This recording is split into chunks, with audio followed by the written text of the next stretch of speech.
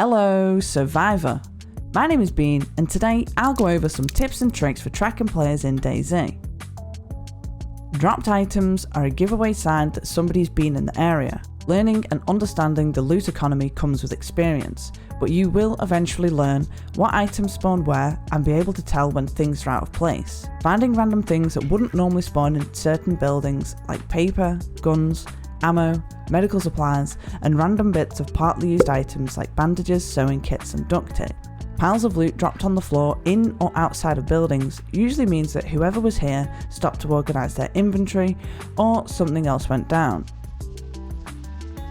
Zombies trapped in buildings or zombies walking around like they're carrying a roll of carpet under each arm is a clear sign that somebody's been around. Dead zombies are an even bigger giveaway. You can use the zombie bodies to figure out which direction the player may have gone.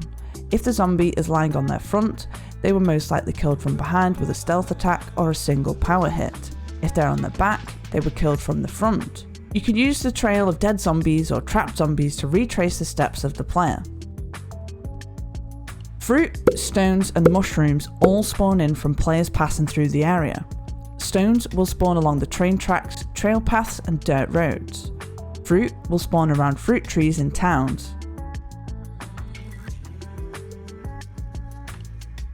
Mushrooms will spawn around hay bales and throughout the forests. Fruit and mushrooms will perish over time depending on how long ago a player had been in the area, which will determine the state of the fruit or mushroom. Psst!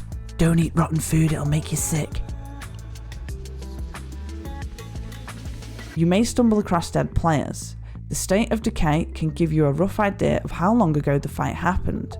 No decomposition and no flies means it was within 10 minutes.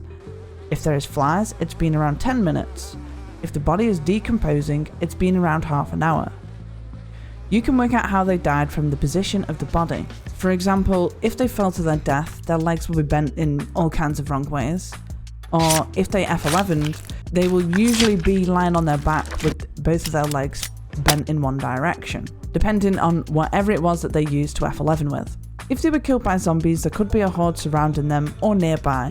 If it was a gunfight, unless they were suppressed shots, you most likely would have heard them, and will have a better idea of what you could be up against. You can usually tell if they looted the body there and then, or if the items on the body have been stripped and the loot was moved elsewhere to be sorted through. Usually when someone strips a body, they don't go very far, maybe into a nearby building or a bush. If you think you're on somebody's trail and there is evidence of player activity in the area, try to think about where their next location would be. For example, if you see dead zombies at Novi Summer Camp, you know you're closing in on them, and the most likely route they could have taken from the summer camp is into Novi Sobor, to loot the PD and the hunting shop before they possibly move on to Stary Sobor to loot the military and the medical. You can also pick up on people's looting patterns. For instance, if it only appears that they are looting sheds and garages, then this could indicate that whoever you're trailing is looking for building supplies. So you can work out what town close by has the most sheds and garages that could potentially be their next stop. If it appears that the whole town has been looted, it usually means they aren't looking for anything specific and are just generally looting up. Think about the next possible location they could have gone. Are there any points of interest nearby, such as fire stations, police stations, castles, military areas, summer camps, hunting shops, medical buildings, or even a well, because everybody needs to hydrate. Radios are underrated and people do use them. Often when a group of random players team up in game, they'll use radios to communicate with one another.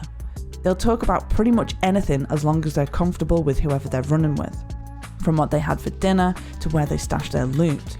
It won't be difficult to work out where they are as they move from town to town and communicate with one another, describing whereabouts they are. Tracking players can be fun, but you will need to be patient.